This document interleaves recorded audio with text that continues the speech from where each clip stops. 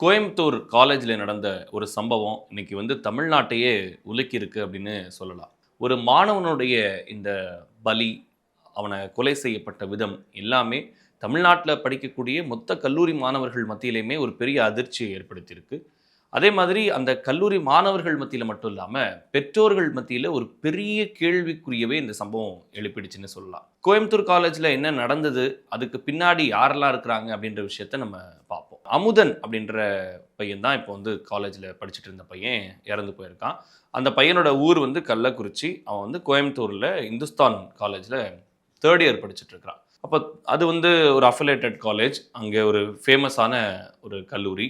அந்த காலேஜில இந்த பையன் 3 இயர் படிச்சுட்டு இருக்கிறான். இப்போ அவன் வந்து இறந்து போயிட்டான் அப்படின்னு சொல்லி அவங்களுடைய பெற்றோர் கதறக்கூடிய காட்சியெல்லாம் நம்ம பார்த்தோம். அந்த காட்சியெல்லாம் பார்க்கும்போது வந்து நம்ம மனசு வந்து வலிக்கக்கூடிய அளவுக்கு இருந்துச்சு. நான் உன்ன படிக்க அனுப்பிச்சேனே, இப்படி வந்து எல்லாரும் சேர்ந்து கொன்னுட்டாங்களே அப்படின்னு சொல்லி. அவங்க அப்பா என்ன சொல்றாரு அப்படின்னு சொன்னா, 20 பேர் சேர்ந்து என்னோட பையன வந்து கொலை பண்ணியிருக்கிறாங்க. இரும்பு ராடால அடிச்சிருக்கிறாங்க. மூச்சு விட முடியாம அவன் தவிச்சிருக்கிறான். அப்புறம் ஹாஸ்பிட்டல்ல கொண்டாந்து சேர்த்தா, இந்த மாரி நடந்திருக்கு அப்படின்னு சொல்றாரு. கூடவே இன்னொரு முக்கியமான விஷயத்தையும் சொல்றாரு. காலேஜ்ல யாரெல்லாம் போதைப் பொருள் யூஸ் பண்ணாங்க அப்படின்ற டேட்டாவ, எந்தெந்த மாணவர்கள்லாம் பயன்படுத்துனாங்கன்ற டேட்டாவ வந்து கல்லூரி நிர்வாகத்துக்கிட்ட வந்து தன்னோட பையன் வந்து சொன்னதாவும், அந்த தகவல ஒரு ஸ்டாஃப் வந்து அந்த மாணவர்கள்கிட்ட சொல்லியிருக்காரு. அதாவது யாரெல்லாம் பயன்படுத்துறாங்கன்னு ஒரு குற்றச்சாட்டு வச்சாங்கல்ல, அந்த பசங்ககிட்டயே இவரு சொன்னதாவும், அந்த மாணவர்கள்லாம் சேர்ந்து இந்த பையன வந்து அடிச்சு கொலை பண்ணதாவும் அவரு சொல்றாரு.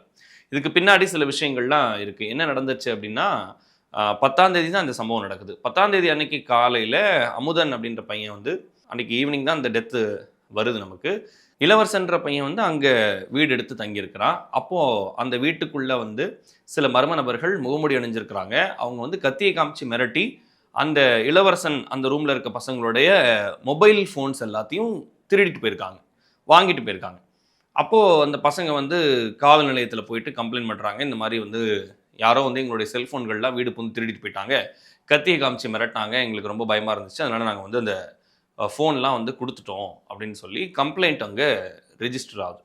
அப்போ இந்த செகண்ட் இயர் பசங்களுக்குள்ள பேசிட்டு இருந்திருக்கிறாங்க. யார் வந்து இத பண்ணியிருப்பா? ஒருவேளை காலேஜ்லயே நம்ம பசங்க வந்து பண்ணியிருக்காங்களா? அப்படின்ற மாரியான விஷயங்கள்லாம் அவங்களுக்குள்ளயே அவங்க டிஸ்கஸ் பண்ணும்போது, அதுல 3 இயர் படிக்கக்கூடிய அமுதனும் இதுல சேர்ந்து செஞ்சிருக்கிறான் அப்படின்னு அவங்களுக்கு ஒரு சந்தேகம் வருது. அது ஒரு சில அங்கு அடையாளங்கள்லாம் வச்சு இவன் தான் பண்ணியிருக்கிறான் அப்படின்னு அவங்க ஒரு முடிவுக்கு வராங்க. அப்ப அவங்க அந்த முடிவுக்கு வரும்போது என்ன ஆகுது அப்படின்னு சொன்னா, இந்த அமுதன ஆ நம்ம வந்து அட்டாக் பண்ணுவோம். அவன வந்து கூப்பிட்டு மிரட்டுவோம், இல்ல அடிப்போம் அப்படின்னு ஒரு திட்டத்த அந்த இடத்துல போட்டிருக்காங்க. அப்படி அந்த திட்டத்த போடும்போது, அமுதன் வந்து அவனுக்கு வந்து அது ஒரு பெரிய விஷயமா வந்து தெரிஞ்சிருக்கலாம். தெரியாம இருந்திருக்கலாம். அவன் எதர்ச்சியா அவனும், அவனுடைய ஃப்ரெண்ட் ஸ்ரீமன் அப்படின்ற பையனும் காலேஜுக்கு போறாங்க. காலேஜுக்கு போகும்போது, இந்த செகண்ட் இயர் படிக்கிற பசங்கள்லாம் வந்து இவன கூட்டிட்டு போய், அமுதன கூட்டிட்டு போய், அமுதனையும், ஸ்ரீமனையும் கூட்டு போய் மிரட்டி, அடிச்சு அவன துன்புறுத்தியிருக்கிறாங்க. இதுதான் நடந்திருக்கு. இந்த அமுதன்ற பையன் ஃபர்ஸ்ட் இயர் ஹாஸ்டல்ல தங்கி படிச்சிருந்திருக்கிறான். அதுக்கு பிறகு ஹாஸ்டல்ல செகண்ட் இயர்ல வந்து கொஞ்சம் பிரச்சனையா இருக்கு. அதனால வந்து அவன் வெளியில வந்திருக்கிறான். அ மறுபடியும் வந்து 3 இயர் வந்து ஹாஸ்டல்ல போயிருந்திருக்கான். இப்ப இந்த 3 இயர் ஹாஸ்டல்ல படிச்சுட்டு இருக்கும்போது ஒரு சம்பவம் நடந்திருக்கு. என்னன்னா, அந்த ஹாஸ்டல்ல சமைக்கிறவங்க இருக்காங்கல்ல, அதுல சில வடமாநில தொழிலாளர்கள்லாம் இருந்திருப்பாங்க போல. அப்ப அமுதனோட ஹெட்செட் வந்து மேலேருந்து கீழ விழுந்திருக்கு. ரூம்லேருந்து கீழ விழுந்திருக்கு. அத எடுக்கிறதுக்காக அமுதன் போயிருக்கிறான். அங்க வந்து இந்த வடமாநில இளைஞர்கள்லாம் அந்த சமையல் கட்டுல இருக்கிறவங்கலாம் போதைப் பொருள் பயன்படுத்தியிருக்கிறாங்க. இது சம்பந்தமா கல்லூரி நிர்வாகத்துக்கிட்ட இவரு கம்ப்ளைண்ட் பண்றாரு. அந்த வடமாநில இளைஞர்கள் கூட வந்து இவரு சண்ட போடுறாரு. என்ன காலேஜ் கேம்பஸ்ல வந்து இந்த மாரி போதைப் பொருள்லாம் பயன்படுத்துறீங்கன்னு சொல்லி சண்ட போட்டதாவும், அத கல்லூரி நிர்வாகத்துக்கிட்ட அவரு சொன்னதாகவும் தகவல் இருக்கு. அதனால கல்லூரி நிர்வாகம் என்ன பண்ணியிருக்காங்கன்னா, இந்த சண்டைய அடிப்படையா வச்சு சஸ்பெண்ட் பண்ணி வெளிய அனுப்பிச்சிருக்காங்க. அதாவது நீ கொஞ்ச நாள் ஹாஸ்டல்ல இருக்காதன்னு சொல்லி வெளிய அனுப்பிச்சிருக்காங்க. அதுக்கப்புறம் இவரு திருப்பி ஹாஸ்டலுக்கு வரும்போது, இதெல்லாம் சரியாயிரும்னு நெனச்சிட்டு இருக்கும்போது, இவரு வெளியில ரூம் எடுத்து தங்கியிருக்காரு. அப்பதான் இந்த சம்பவம் நடந்திருக்கு. அதுக்கு பிறகு அந்த என்கொயரிலயே விசாரிச்சிருக்கிறாங்க. இந்த போதைப் பொருள் யாரெல்லாம் பயன்படுத்துறாங்க அப்படின்னு சொல்லி. அப்போ வந்து இந்த என்கொயரியில இவரு சில பேர வந்து சொல்லியிருக்கிறாரு. அவங்க எல்லாரும் சேர்ந்து பழி தீர்த்துட்டதா தான் இப்போ இந்த விஷயத்துல சொல்லப்படுது.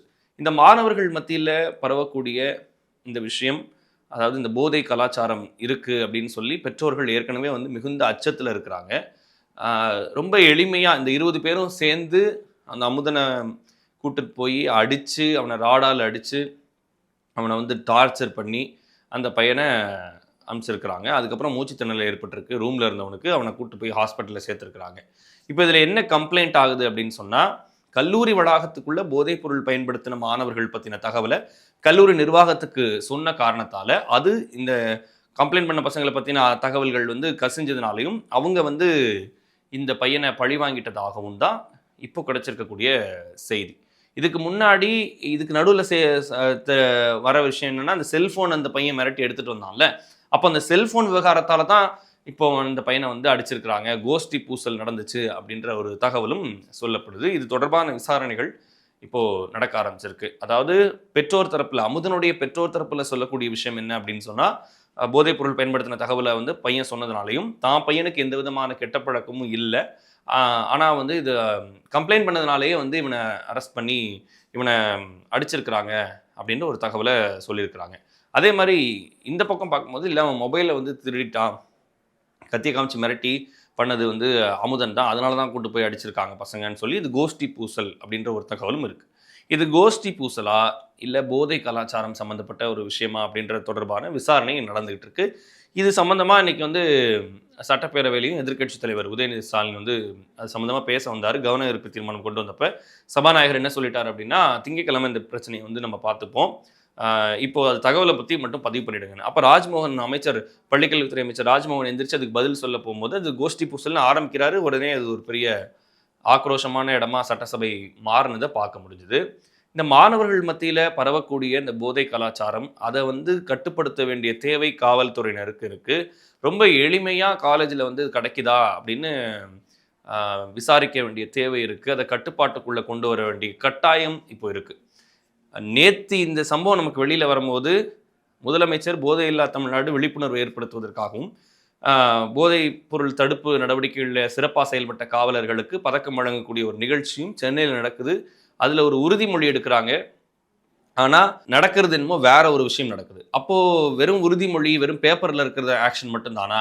இந்த அரசு முறையான நடவடிக்கை எடுக்க இன்னும் ஆரம்பிக்கலையா? இந்த போதைப் பொருள் தடுப்பு பிரிவு வந்து ஒரு சிறப்பு பிரிவை வந்து முதல்வர் தொடங்கி வைக்கிறாரு. அந்த பிரிவு இனிமே எவ்வளோ ஃபாஸ்ட்டாக செயல்பட போகுது, இந்த போதை கலாச்சாரம் எவ்வளோ வேகமாக கட்டுக்குள்ளே கொண்டு வரப்பட போகுது அப்படின்றதையும் பார்க்க வேண்டிய தேவை இருக்குது. இந்த கல்லூரி பற்றின வீடியோ வந்து நம்மளுடைய இன்ஸ்டாகிராமில் போட்டிருந்தோம். நம்பிக்கை மீடியாவுடைய இன்ஸ்டாகிராமில் அவங்க பெற்றோர் கதறக்கூடிய விஷயங்களை போட்டிருந்தோம். அதில் கல்லூரி நிர்வாகத்தை பற்றி அவ்வளோ பேர் கீழே வந்து கமெண்ட்ஸில் எழுதுகிறாங்க. ரேகிங் நடந்துச்சு இந்த காலேஜில், மேலேருந்து வந்து தள்ளி விட்டு எங்கள் அண்ணனுக்கு கால் நடக்க முடியாமல் போய் இன்னும் இருக்கிறான் அப்படின்ற விஷயத்த பதிவு பண்ணியிருக்காங்க. இன்னொரு சிலர் வந்து காலேஜில் வந்து படிக்கக்கூடியனா ஸ்டூடெண்ட்ஸே கிடையாது, மிருகங்கள் அப்படின்னு சொல்லி இன்னொருத்தர் கமெண்ட் பண்ணியிருக்காரு. இப்படி கல்லூரி நிர்வாகம் சம்மந்தப்பட்டும் நிறைய கமெண்ட்ஸை வந்து அதில் பார்க்க முடிஞ்சுது. இப்போ இதில் காவல்துறையினர் இந்த கல்லூரி நிர்வாகத்தையும் தீவிரமாக ஆராய்ஞ்சு உள்ளே மாணவர்களுக்கு என்ன நடக்குது அப்படின்றதையும் விசாரித்து இதை பண்ணணும். இன்னொன்று இந்த போதை சம்மந்தப்பட்ட விஷயம். இன்னொன்று ஜென்ரலாகவே மாணவர்களுக்கு வந்து ஒரு அவேர்னஸை கொடுக்கறது, ஒரு சமூக பொறுப்போடு நடந்துக்கக்கூடிய ஒரு விஷயத்தை சொல்லி கொடுக்கறது, இதெல்லாம் இன்னும் விழிப்புணர்வு கொண்டு வரணும். இது பள்ளிக்கல்வியிலேயே வந்து இதை கொண்டு வரணும் அப்படின்றது தான். சுய ஒழுக்கத்தை வந்து பற்றி முதலமைச்சரே பேசியிருக்கிறாரு, ஒழுக்கமாக இருக்கணும்னு சொல்லி. அந்த சுய ஒழுக்கத்தை பள்ளிக்கல்வியிலேயே வந்து அவங்களுக்கு சொல்லி கொடுத்து வளர்க்கணும். பெற்றோர்களும் இதில் ரொம்ப கவனமாக இருக்க வேண்டிய கட்டாயம் ஏற்பட்டிருக்கு. வெறும் அச்சத்திலையோ இல்லை நம்ம பிள்ளை சரியில்லாமல் இருக்க மாட்டான் அப்படின்ற ஒரு நம்பிக்கையிலாம் இருக்க வேண்டிய தேவை கிடையாது. நீங்கள்லாம் உங்களுடைய ஸ்கூல் காலேஜ் டேஸில் எப்படி இருந்திருப்பீங்கன்னு உங்களுக்கே தெரியும். அப்போது உங்களுடைய மகளாகட்டும் மகனாகட்டும் அவங்களுடைய பாதுகாப்பில் பெற்றோருக்கு ஒரு பெரிய பங்கு இருக்குது. அதை முழுமையாக கவனமாக நீங்கள் வந்து செய்யணும். இந்த வழக்கில் விசாரணை எப்படி போகுது, அதே போல் உண்மை நிலவரம் என்ன, அமுதன் மீது தவறா, கோஷ்டி பூசலா அல்லது போதைப்பொருள் விவகாரமா அப்படின்றத பொறுத்திருந்து பார்ப்போம்.